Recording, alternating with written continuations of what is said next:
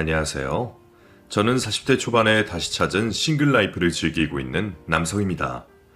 이곳의 사연을 보며 저와 같은 일을 겪으신 분들이 많다는 걸 이제서야 알게 되었고 조금은 위로가 되는 듯 합니다.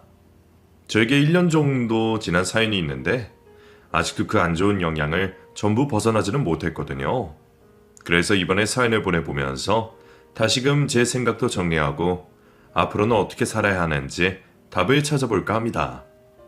다른 사연자분들처럼 사람에게 속아 상처받은 이야기이라 지겨우실 수도 있겠지만 잘 들어주셨으면 좋겠네요. 우선 저에게는 가슴 아픈 어린 시절이 있었던 사람입니다. 제가 초등학교를 입학하기 전까지만 해도 누구보다 사이가 좋으셨던 부모님 밑에서 행복하게 자라고 있었어요. 그런데 아버지께서 외도를 하고 있었던 걸 어머니께서 아시게 되면서 웃음소리만 나던 우리 집에서는 하루가 멀다 하고 고성이 오가기 시작했습니다. 어린아이에게 부모님의 다툼은 전쟁을 겪는 것과 같은 스트레스라고 하던데 그때 저도 무척이나 두려웠던 것 같아요. 혹시 무슨 일이 생기지 않을까 싶어 부모님께서 다투시면 책상 밑으로 들어가 귀를 막고 눈을 감았죠. 어머니께서는 어린 저 때문이라도 가정을 유지하고 싶으셨고 아버지께서 만나고 있는 여자와 헤어진다면 없던 일로 하려고 하셨어요. 그렇게 되었다면 제가 어떤 삶을 살고 있을지 모르겠네요. 그런데 아버지께서는 그럴 생각이 없으셨어요. 만나고 있던 여자에게 빠져 어머니와 저는 눈에 들어오지도 않았고 무슨 일이 있어도 어머니와 헤어지고 싶어 하셨죠. 그래서 그랬던 건지 다툴 때마다 어머니에게 여자로서 큰 상처가 될 만한 말들을 쏟아내셨습니다. 결국 어머니께서는 이혼을 결정하셨지만 서로 도장만 찍으면 되는 이혼 과정에서도 아버지께서는 마치 자랑이라도 하듯이 자신의 상간녀를 어머니와 제 눈앞에 내세우며 우리를 업신여겼고 어머니에게 씻을 수 없는 상처가 될 말들을 늘어놓았죠. 그런 뻔뻔한 아버지와 힘든 이혼 과정을 겪으시면서 어머니께서는 성격이 변하셨습니다. 과거 인자하시던 모습은 온데간데 없었고 항상 신경질적인 모습을 보이셨죠. 심한 강박증이 생기셨던 어머니께서는 결벽증에 가까운 위생관념이 생기셨고 정확한 시간에 대한 강박도 생겼습니다. 정확한 시간에 식탁에 앉아 있어야 했고 자신과 제가 약속한 시간에 1초라도 늦으면 안 되는 강박이었습니다. 그러한 어머니 밑에서 자란다는 건 무척이나 힘든 시간이었어요.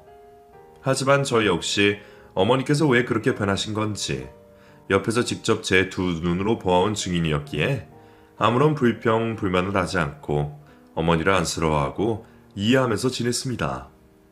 그렇게 정상적인 생활을 어려워하시던 어머니를 대신하여 제가 집안 살림을 해야 했고 대학에 입학해서도 20대 청춘을 즐기기보다는 항상 집에 계신 어머님을 걱정하며 집에서 대부분의 시간을 보냈던 것 같아요. 그러다 저도 군입대라는 상황이 찾아왔고 홀로 계실 어머니를 위해 만반의 준비를 해놓고 입대를 하게 되었습니다. 하지만 유일한 세상의 소통구였던 제가 사라지자 어머니의 강박과 외로움은 심해졌고 점점 위험한 행동들을 자주 하시게 되었죠. 군복무를 하고 있던 저에게 도움을 청할 수 있던 곳은 몇 없었습니다. 사설업체와 나라에서 운영하는 단체 정도뿐이었죠. 그것 또한 24시간 어머니와 함께할 수 없었고 어머니께서는 강박과 외로움을 견디다 못해 결국 스스로 생을 마감하셨습니다. 그 소식을 들은 순간부터 어머니를 고향에 뿌려드리고 돌아오는 날까지 아버지에 대한 원망밖에 떠오르지 않더군요. 그 사람이 그렇게 행동만 하지 않았더라면 어머니께서 홀로 되셨더라도 이러한 선택은 하지 않으셨을 거란 생각을 했죠. 이후 아버지의 원망은 남녀간의 외도라는 행동에 대한 증오와 분노로 바뀌게 되었습니다. 군 전역을 하고 홀로 지내게 되었던 저는 다행히 곧바로 일을 할 수가 있었어요. 같이 군생활을 하던 선임이 사업을 하고 있었는데 같이 해보지 않겠냐며 저에게 제안을 했거든요. 그 제안을 받아들였던 저는 한동안 선임과 함께 사업을 하게 되었습니다. 그러다 서로 생각하는 방향이 다르다는 것을 알고 제가 나와 따로 사업을 하게 되었죠. 1, 2년 정도는 자리를 잡느라 꽤나 고생을 했는데 선임이 저를 믿고 도와준 덕분에 버틸 수 있었어요. 자리를 잡게 되니 그 다음부터는 꾸준히 성장을 하게 되었고 제법 규모를 키우면 성공한 회사로 만들 수가 있었습니다. 남들 보기에도 젊은 나이 성공한 인생으로 보였는지 주변에 아는 여자들을 소개시켜 주었고 그 숫자도 꽤나 많았죠. 하지만 저는 모두 다 거절하게 되었어요. 사실 어머니께서 겪으시는 모습을 보고 자라서 그런지 정상적인 연애가 불가능했거든요. 제가 만나는 상대방이 저희 아버지가 그랬던 것처럼 한순간 마음이 변한다면 그걸 감당할 자신이 없었습니다. 그래서 자기 방어적인 모습인지 취한 건지 모르겠지만 상대방의 완전한 모습을 알기 전에는 만나지를 못하겠더군요. 상대방을 알려면 서로 대화를 하면서 알아가는 시간이 필요할 텐데 그것 또한 제 앞에서 거짓된 모습을 보일 수가 있으니 믿을 수가 없었죠. 악순환의 연속이었지만 어쨌거나 그러한 이유로 저에게 들어오는 여자 소개를 모두 거절하게 되었습니다. 그냥 막연하게 영원히 마음이 변하지 않고 믿을 수 있는 착한 여자가 나타나 주기만을 기다리고 있었죠. 기다린다 표현했지만 사실 저도 연애나 결혼을 포기하고 있었지만요. 그러다 한 여성을 보게 되었어요. 어느 날부터인가 회사 건물 앞에 서 있는 여성이었는데 청초하고 수수한 모습에 제 시선을 빼앗기고 말았죠. 그렇다고 해서 이성적인 관심이 가진 않았습니다. 외모는 외모일 뿐이었고 내면을 반영하지는 않으니까요. 그러다 직원들에게 여성에 대한 이야기를 듣게 되었어요. 저희 회사 청소를 해주시는 아주머니의 따님이라고 하더군요. 회사 근처에서 꽃집을 하고 있다던데 어머니를 모시고 가기 위해 매일 회사 앞으로 온다고 했죠. 요즘 세상에도 그런 효녀가 있구나 싶었습니다. 그렇게 저와는 상관없는 일로 치부하고 지내고 있었는데 비가 오는 어느 날 우연한 기회에 그 여성에게 관심이 가는 일이 생겼습니다. 폭우가 쏟아지던 날 늦게까지 한 야근을 마치고 퇴근을 하려 회사를 나오고 있었죠. 그런데 청소하시는 아주머니께서 집에 가지 못하시고 있는 겁니다.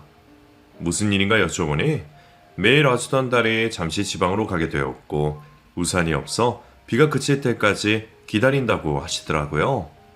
그냥 지나칠 수는 없어 제 차로 모셔다 드리기로 했죠.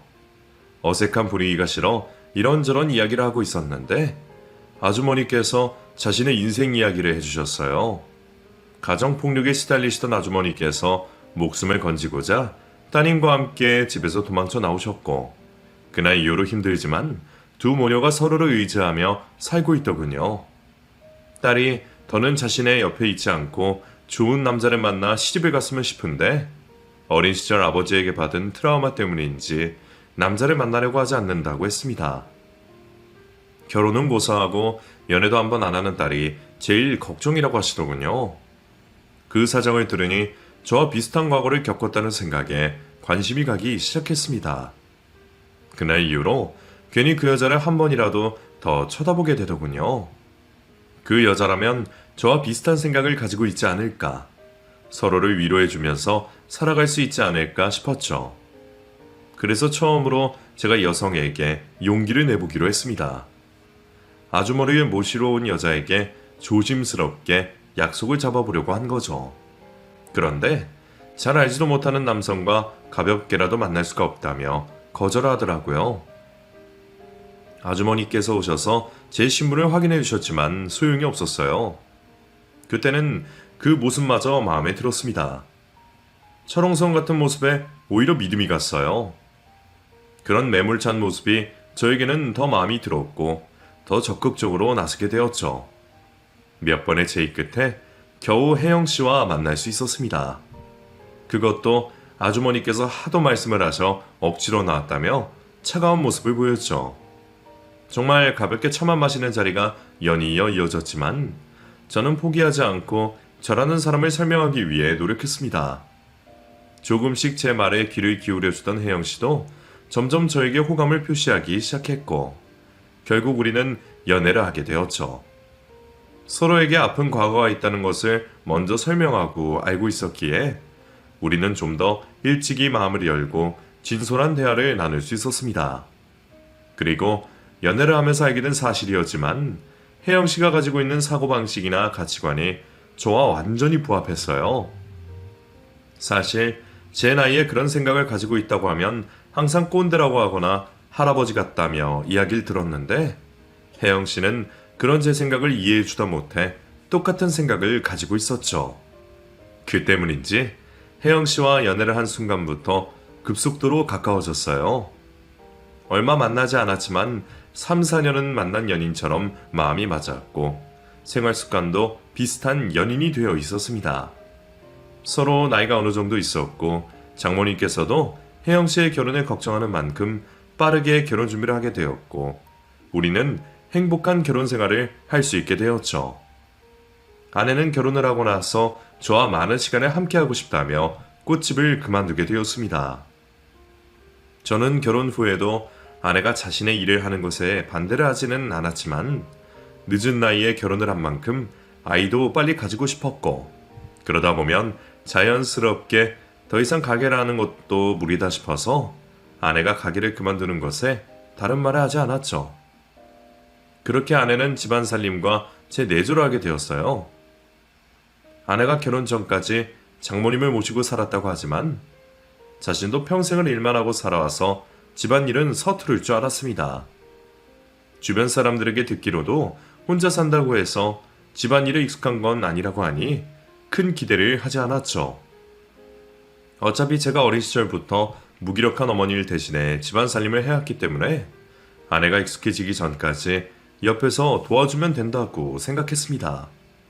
그런데 제가 아내를 과소평가한 것인지 아내는 혼자서도 집안일을 척척 잘했고 손도 무척이나 빠르더라고요. 그리고 확실히 여자여서 그런지 남자인 저보다 세세한 부분까지 꼼꼼하게 신경을 쓰더군요. 그것뿐만이 아니었어요. 제가 대기업이나 튼튼한 중견기업체 사장님만큼 돈을 벌진 못했지만 제법 많은 돈을 벌고 있었습니다. 그런 남편을 두었으면 티셔츠 한 장, 양말 한 켤레 정도는 다른 노력을 들이지 않고 버리고 새로 사면 될 텐데 그걸 또 수선하고 있었어요. 민규씨, 이거 다 버리려고 분리수거통에 넣어놓은 거예요? 티셔츠는 목도 늘어났고 노랗게 변해서 버리는 거고 양말은 조그맣게 구멍도 나고 조금 늘어나서. 이거 2개 다 산 지 얼마 되지도 않은 것 같은데. 내가 2개 다 수선해주면 다시 입을 거죠? 뭐? 뭐하러 그렇게까지 해? 그거 2개 해봤자 얼마나 한다고. 매번 그렇게 버리고 사면 그것도 돈이 꽤나 될걸요? 티셔츠는 아직 해진 것도 없고 목 늘어난 부분 빼면 짱짱해요. 변색된 거는 과탄산이나 베이킹소다로 하면 다시 원래 색을 찾을 거고 목 부분은 내가 와이어실로 수선해서 원래대로 만들어 줄게요. 그리고 양말도 와이어실로 수선하고 구멍이 작으니까 꿰매고요.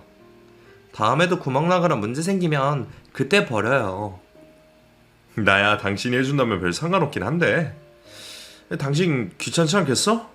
얼마 되지도 않는 건데 그렇게 할 시간에 당신 좀 쉬면 좋잖아.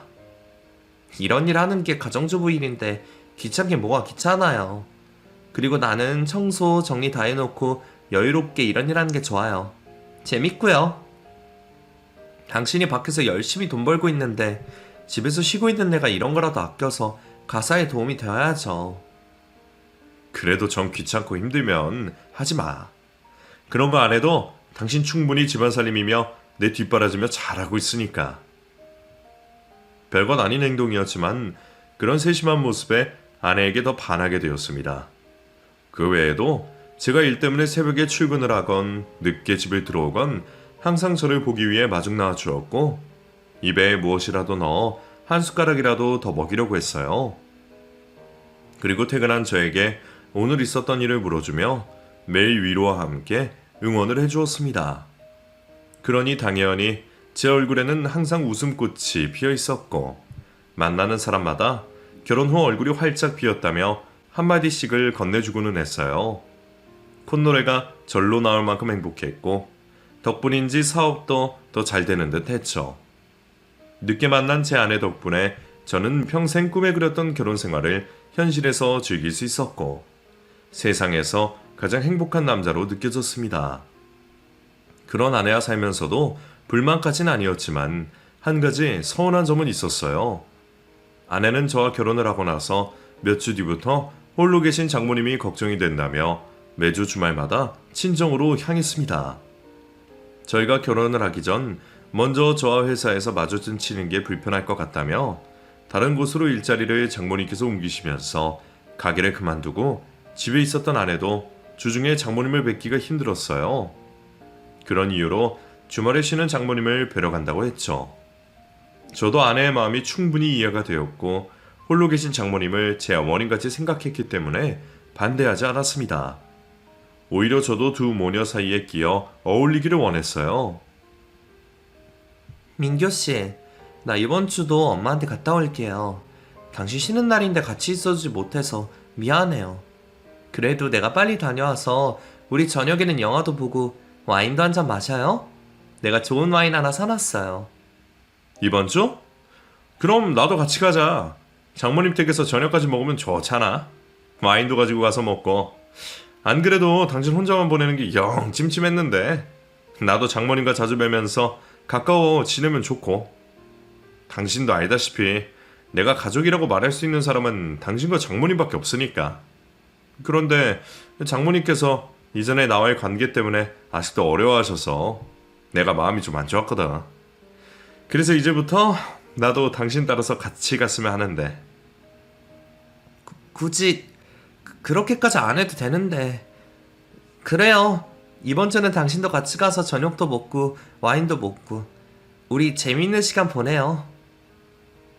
이전의 회사에서 먼저 고용주와 피고용인의 관계로 만나서 그런지 결혼 후에도 장모님께서는 저를 어려워하셨고 그럴 때마다 항상 사이가 된 입장에서 불편했습니다.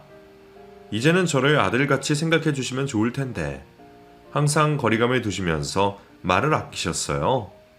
그래서 저도 이번 기회로 장모님과 친해지면 좋을 거라 생각했죠.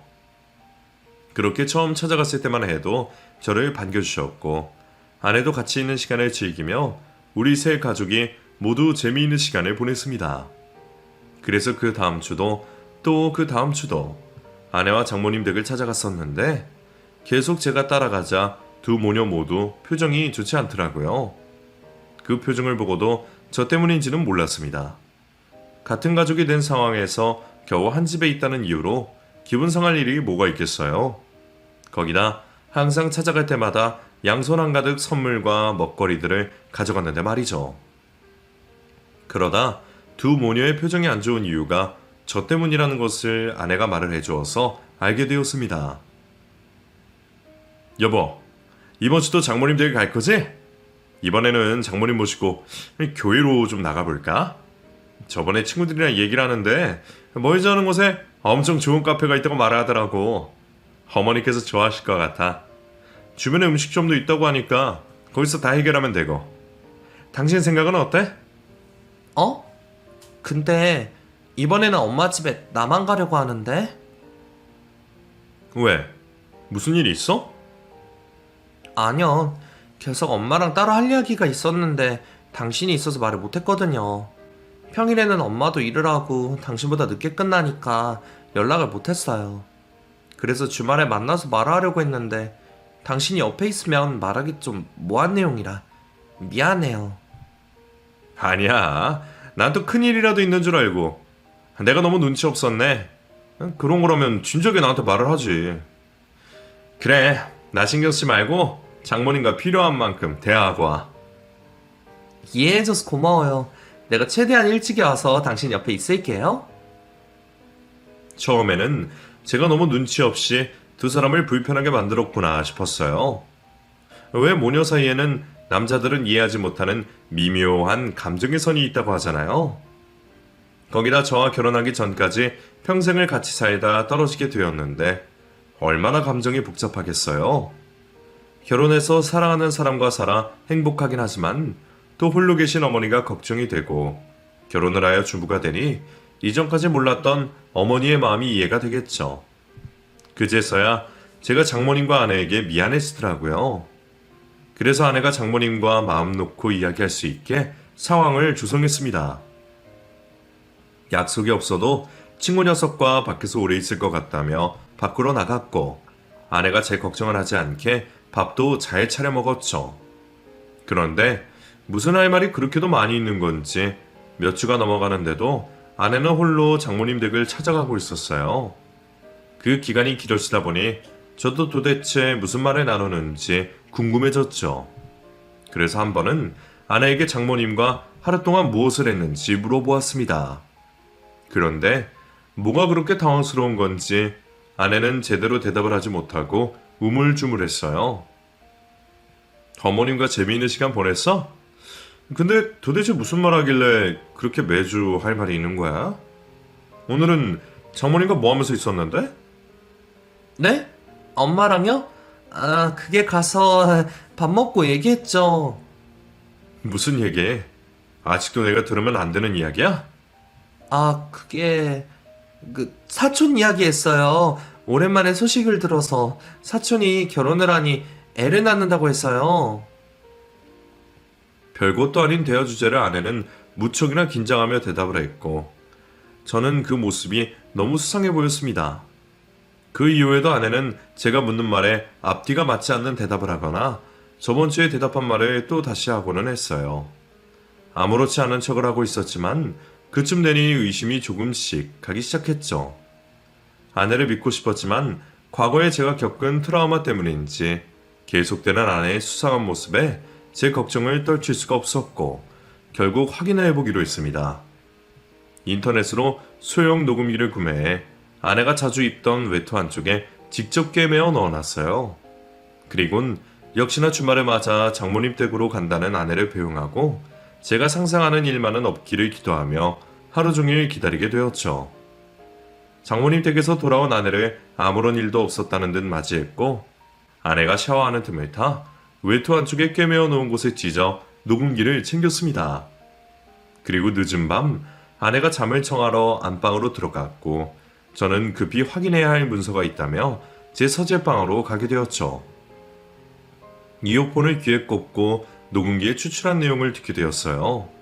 그런데 제가 괜한 걱정을 한 것인지 아내를 반기는 장모님 목소리가 녹음기에서 들려왔습니다. 그 목소리 듣자 제가 아직도 과거의 트라우마에 벗어나지 못해 착한 아내를 의심했구나 싶었고 아내에게 미안해졌죠. 제가 우려하는 바가 아니었음을 알게 되고 녹음 파일을 중지하려고 했는데 도대체 매주 모녀가 무슨 대화를 하는지 너무 궁금한 이유로 계속 조금만 더 하면서 녹음된 대화를 엿듣게 되었습니다. 그런데 녹음된 대화에 집중을 하면서 듣다 보니 그 내용이 좀 이상하다고 생각되었어요. 그래서 이번에 그 남자는 마음에 들어? 엄마, 말 조심하라고 했지. 무의식 중에 말이라도 잘못 나오면 어떡하려고 그래. 안 그래도 요즘 남편이 계속 엄마랑 뭐 했냐고 물어봐서 실수라도 할까봐 걱정인데. 알았다. 그 남자가 아니라 고소방 됐어? 너는 지금까지 잘만 속여왔으면서 그런 거짓말을 왜 또 못한다는 거야?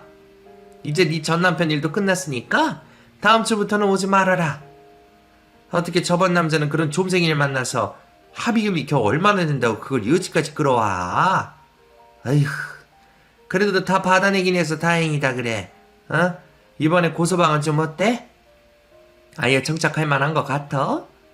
네 전 남편들처럼 겉만 번지르르하고 알맹이는 빈 사람 아니야? 이번에야 제대로 만난 것 같아. 사업체도 단단하고 그것 말고도 재산도 제법 있더라고. 다른 것보다 주위에 가족이 없으니까 빈대처럼 붙어먹는 사람도 없어서 나도 몸이 편하고. 아직 본 모습까진 모르겠지만 사람이 괜찮은 것 같아. 사랑에 목이 말라서 그런지 가정에도 충실하고 술도 입에 대지 않고. 네가 이제서야 제대로 된 사람을 만났다. 그래도 사람 일이 어떻게 될지 모른다. 항상 고소방이 밖에 일을 너와 상의할 수 있게 만들어놔. 그리고 재산의 움직이도 항상 유심히 보고.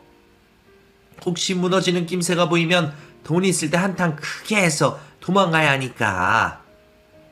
나도 알아. 엄마는 내가 그 사람 괜찮다고 하니까 내가 정말 그 사람 사랑하는 줄 아나? 그리고 내가 바보야? 사랑에 빠졌다고 해도 물에 빠진 놈 곁에 있게? 알지. 그런 너니까 서방을 그렇게도 많이 갈아치우지.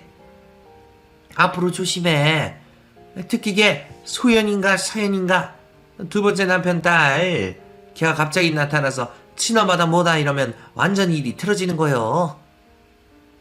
내가 걔한테 발목 잡힐까 싶어서 얼마나 열심히 마무리를 했는데 얘가 나를 찾을 일도 없고 설령 찾으려고 한다고 해도 그 사람이 죽어도 안 된다고 말릴 거야? 내가 그 사람한테 얼마나 치가 떨리게 행동을 했는데 지 새끼 나랑 만나야겠어? 그래 알았다. 내 말은 그만큼이나 조심을 하라는 거야. 어느 날 네 자식이라면 나타나는 일 없게 말이다. 앞으로 현모양처로 살든 한 땅 크게 하든 우선은 고소방 환심을 사놓는 게 먼저니까 지금처럼만 하고 있어. 앞으로 너랑 내 인생 전부 네 손에 달려있는 거야. 너 아직 내가 복사해준 고소방 일기를 가지고 있지? 거기에 고소방 환심을 살 내용이 다 들어있으니까 빼놓지 말고 봐라. 그게 우리한테는 요술 램프야. 알지? 내가 청소하다 그거 안 봤으면 너가 고소방 눈에나 들어왔겠어? 그러니까 항상 참고해. 솔직히 아내가 외도를 할 수도 있겠다라는 생각까진 했지만 이런 과거들이 있을 줄은 상상도 하지 못했습니다. 많이 양보해서 한 번도 남자를 만나지 않았던 아내가 연애를 했다면 이 정도 충격은 받지 않았을 거예요.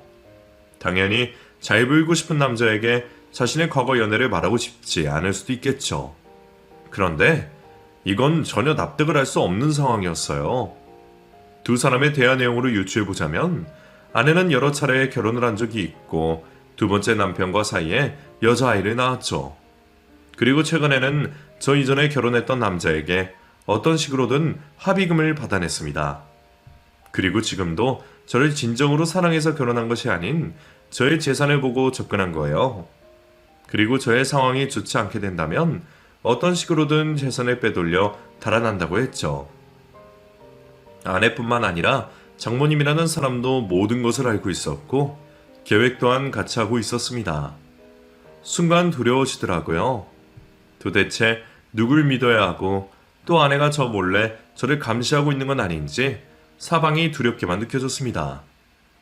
잠들어 있는 아내 곁으로 갈 수가 없었고 결국 저는 두려움에 한참을 떨다 지쳐 서재 의자에서 잠을 자게 되었죠.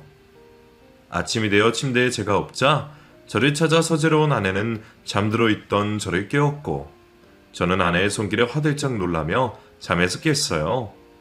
그런 저를 보고 아내도 놀랐고 저도 아내를 보고 한 번 더 놀라게 되었죠. 무슨 일이에요? 당신 여기에서 잔 거예요? 무슨 일 있어요? 아니 괜찮아. 일이 좀 많았는데 그게 압박이 되었나봐. 악몽을 꿨네. 나 중요한 일이 있어서 바로 회사 출근해야겠다. 아침은 회사 나가면서 먹을 테니 당신은 들어가서 더 자. 당신 땀도 흘리고 안색도 안 좋아 보이는데 출근하지 말고 나랑 같이 병원으로 가봐요. 아니면 내가 옆에서 간호해 줄 테니 집에서 쉬어요. 아니야. 악몽 때문에 그래. 괜찮아. 당황했던 저는 아내가 두려워 급히 옷을 입고 회사로 나가게 되었습니다. 출근을 해서도 아내와 장모에 대한 내용이 머릿속을 떠나지 않았고 시간이 지나면서 두려움은 분노와 증오로 바뀌기 시작했어요. 도대체 얼마나 인간 이하의 사람들이길래 여러 사람의 마음을 가지고 노는 건지 도저히 용서할 수가 없더군요. 우선 법적으로 어떠한 처벌을 할 수 있는지 알기 위해서 변호사 사무실을 찾아가게 되었습니다. 그런데 제 생각과 달리 녹음 내용으로도 이혼소송 또는 혼인 취소에 다른 처벌을 할 수가 없다고 말을 하더군요. 법이 그렇다고 합니다. 두 사람의 의도가 어떠하든 피해를 입은 것이 없어 앞서 말한 소송으로 위자료 정도밖에 청구가 불가능하다고 했습니다. 그것도 많이 받는다고 해도 몇천만 원이라고 하더군요. 저를 기만하고 제 마음을 가지고 논 처벌의 값이 겨우 그 정도라는 것에 인정이 되지 않았습니다. 그래서 저 개인적으로 두 모녀에게 어떠한 벌을 줄 수가 있을지 생각을 하게 되었죠. 영화나 드라마처럼 조직폭력배나 심부름센터에 맡겨 두 사람을 벌할 용기는 없었습니다. 그 사람들 혼내려다 제 손까지 더럽힐 수는 없었고 잘못하다간 제가 범죄자가 되어 처벌을 받을 수도 있었으니 말이죠. 그렇다면 경제적인 피해를 주는 것이 가장 좋은 방법인데 어떤 식으로 해야 할지 좀처럼 생각이 나지 않더군요. 그런 방면으로 아는 사람도 없었고 자칫 잘못하면 규모가 너무 커져 제가 감당하기 힘들거나 중간에 망칠 수도 있겠다 싶었습니다.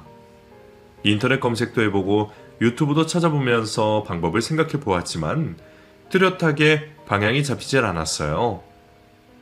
그렇게 답답해하던 순간 가상화폐에 대한 글이 눈에 띄었습니다. 저는 하지 않았지만 제 주변에도 코인을 하는 사람들이 많았고 돈을 많이 벌었다는 사람보다 잃었다는 사람이 많았거든요. 주변 사람 중 한 명은 분명 반등한다고 끝까지 기다리다가 수익률이 마이너스 76%까지 되었다며 매우 힘들어하는 모습을 본 적이 있었습니다. 낮에 찾아갔던 변호사 사무실에서 우리나라 법은 부부의 재산을 다질 때 공동재산 형성 외에 부부별 산재로 각자의 재산을 인정하여 재산 명의자에게 그 소유를 인정한다고 하더라고요. 재산뿐만 아니라 빚 또한 마찬가지로 똑같이 해석하면 된다고 했습니다.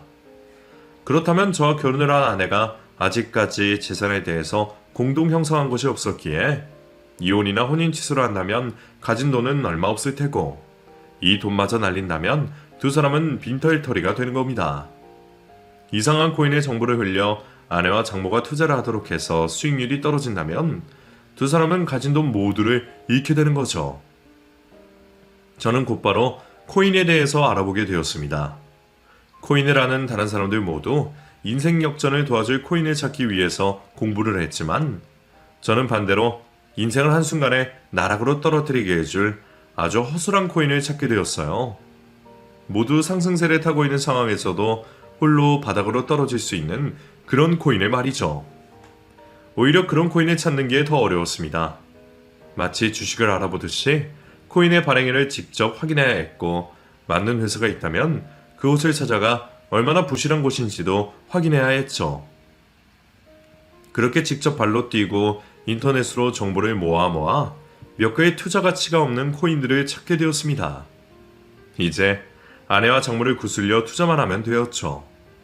돈 욕심이 많아 여러 사람들의 뒤통수를 치던 아내와 장모이다 보니 두 사람을 속이는 건 너무나도 쉬운 일이었습니다. 여보, 아까 식사할 때도 휴대폰을 손에 놓지 않더니 도대체 뭘 하길래 계속 들여다보고 있는 거예요? 당신 가상화폐 알지? 코인 말이야. 이게 엄청 신기하네. 내 친구 중에 이거 전문으로 하는 놈이 있어서 장난삼아 넣어봤거든? 근데 친구 말처럼 미친듯이 오르더니 친구 녀석이 빼라고 하자마자 떨어지는 거 있지? 이거 주식 단타보다 더 수익률이 좋네. 그래서 사람들이 여기에 열광하나 봐? 그래서 얼마나 벌었어요? 나? 한 20만 원 정도 벌었는데. 우리 이 꽁돈으로 어디 가서 외식이나 하고 오자. 아니, 친구가 확실한 정보 줬다면서 겨우 그 돈만 투자한 거예요? 큰 돈 넣었으면 엄청 벌었을 텐데. 이런 곳에 돈 넣어서 버는 게 내 스타일은 아니잖아. 우리가 형편이 어려운 것도 아니고 나는 큰 욕심 안 내고 지금처럼 몇만 원 정도 넣어서 당신에게 꽃다발 맛있는 외식 정도 할 수 있는 정도 돈만 벌면 돼. 괜히 큰 돈 넣었다 잘못되어서 돈 잃고 친구랑 의절할 필요까지 있겠어? 아니, 그래도... 대충 눈치를 보아하니 아내는 큰 돈을 만질 기회가 날아간 듯하여 너무 아쉬워하고 있었어요. 그 뒤에도 저는 거짓말로 친구에게 얻은 정보로 수익이 난 것처럼 행동했고 항상 적은 돈을 투자한 것처럼 했죠. 제가 코인으로 큰 돈을 벌 생각이 없다는 것을 알자 아내가 직접 움직이기 시작하더군요. 이번에도 또 수익이 났어요? 아, 이 녀석이 찍어주고 들어가면 무조건 수익이야.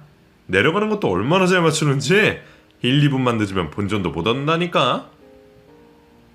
근데 그 친구에게 얻은 정보 나한테도 알려주면 안 돼요? 안 돼.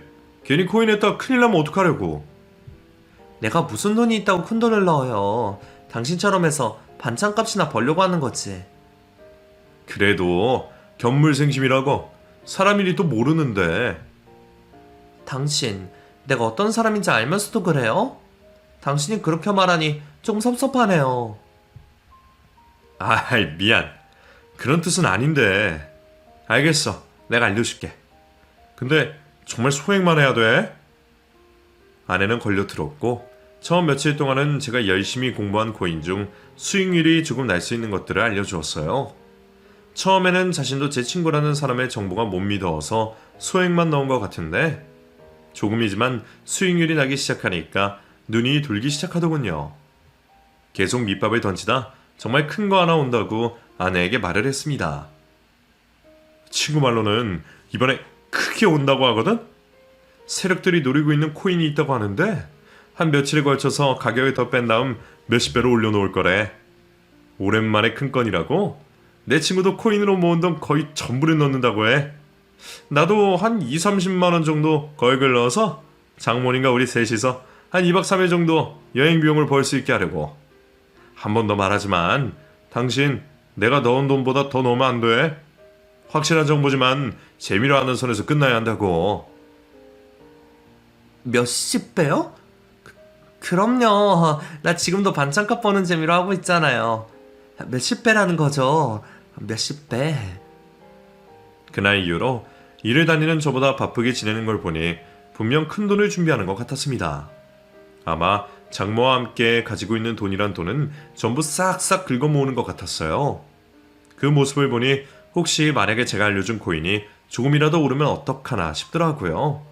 그런데 역시나 그럴 일은 없었습니다. 제가 분석한 것처럼 코인의 가치는 점점 떨어졌고 반등할 기색도 없다 결국 거래 중지가 되어버리더군요. 당신 친구 이번 거 확실하다고 했잖아요. 근데 지금 이거 거래 중지가 되었어요. 이러면 돈 다 날리게 된 거 아니에요? 그러게. 이래서 코인 같은 건 재미로만 해야 해. 나도 피 같은 10만 원만 날렸어. 아니, 지금 그렇게 남의 일처럼 말할 때가 아니라니까요. 나 이번 정보 확실하다고 해서 우리 엄마한테도 알려줬는데 돈을 받을 수가 없으면 어떡해요. 그래? 돈 많이 넣었어? 그게 실은 우리 엄마 힘들게 사니까 말년에 인생피라고 돈 전부를 넣었어요. 거기다 욕심이 나서 사채 다 끌어줬었는데 이자가 높아서. 여보, 내가 당신 말 안 들은 건 미안한데 나 좀 이해해줘요. 앞으로는 당신 말 듣고 이런 일 없도록 할게요. 정말 미안한데 나랑 엄마가 빌린 사채 좀 대신 갚아줘요. 당신 사채까지 빌려 쓴 거야? 정말 큰일 났네. 은행에 대출을 해도 큰일일 텐데 사채라니. 근데 그걸 내가 왜 갚아? 나 곧 당신이랑 혼인취소 소송 들어갈 건데? 네? 무슨 말이에요? 아무리 화가 나서 말을 한다고 해도 그런 말 하면 어떡해요? 화는 났지만 진짜 할 거라서 미리 말해주는 거야. 당신 지금까지 과거 숨기고 있었잖아. 정말 궁금해서 그런데 결혼을 몇 번이나 한 거야? 애도 있다면서? 당신이 그걸 어떻게... 사람을 기만해도 정도가 있지. 뭐? 내가 무너지는 모습이 조금이라도 보이면 한탕에서 도망가? 나를 사랑하지도 않는다며? 내가 꽃뱀이 있다는 이야기 듣긴 했지만 한 입을 덮고 자는 사람이 꽃뱀인지는 꿈도 생각 못했네. 나도 당신에게 정 떨어진 지 오래고 도와주고 싶지도 않아. 아주 나락으로 떨어졌으면 좋겠다 싶어서 실행한 함정이었어. 전 재산 정도 날릴 줄 알았는데 이렇게 사채까지 써줘서 밑바닥에 땅까지 뚫고 떨어질 줄 몰랐네. 당신 그 욕심에 고마워 아주. 여보, 내가 잘못했어요. 내가 이전까지는 정말 개차반으로 살았는데 당신같이 좋은 남자 만나서 이제는 정신 차렸다고요. 당신이 무슨 말을 들었든 전부 과거의 나이니까 제발 날 용서해줘요. 나 당신밖에 없어요. 제발요. 아내는 제 바지가랑이에 붙잡고 매달려 보았지만 악어의 눈물에 속을 수는 없었습니다. 이미 변호사를 만나 혼인 친소에 대한 준비가 다 되어 있던 상황이었기에 바로 소송에 들어가게 되었죠. 아내가 장모와 무슨 말을 하였건 제가 가지고 있는 녹음기가 있던 없던 간에 아무런 상관이 없었습니다. 아내가 결혼 전 저를 속이고 결혼한 것만 증명하면 되었어요. 그리고 그 증거들은 이미 문자 내용으로 모두 확인할 수 있었고 당연히 제가 소송에 승소하게 되었죠. 그리고 사채 빚에 시달리면서 힘들어하는 아내에게 보너스로 위자료까지 청구하게 되었습니다. 위자료라고 해도 얼마 되지 않았지만 생각보다 법정이자 세더라고요. 1년마다 법정이자 붙여서 청구하면 사채업자가 따로 없었습니다. 물론 제 마음에 생긴 상처에는 조금의 위로가 되어주지 못했지만 두 모녀에게 고통을 줄 수 있는 복수를 더할 수 있어서 다행이었어요. 그 여자와 이혼을 한 뒤 일만 파고들었습니다.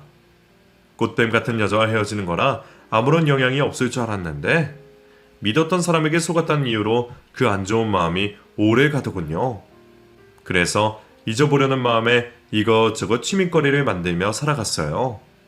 그렇게 1년이라는 시간이 지나다 보니 겉으로 보기에는 화려하고 재미있게 싱글 라이프를 즐기는 사람으로 보이게 되었네요. 저 스스로는 아직 그 악영향에 완벽히 벗어나지 못했는데 말이죠. 그래도 취미거리로 알게 된 사람들로 인해서 나름 즐거운 생활을 즐기고 있습니다. 사람에 대한 제 고집도 버리고 조금 유연하게 살려고 하고 있고요. 제가 바뀌어서 다시는 이러한 일을 겪지 않으려고 합니다.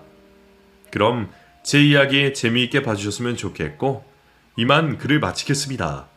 감사합니다.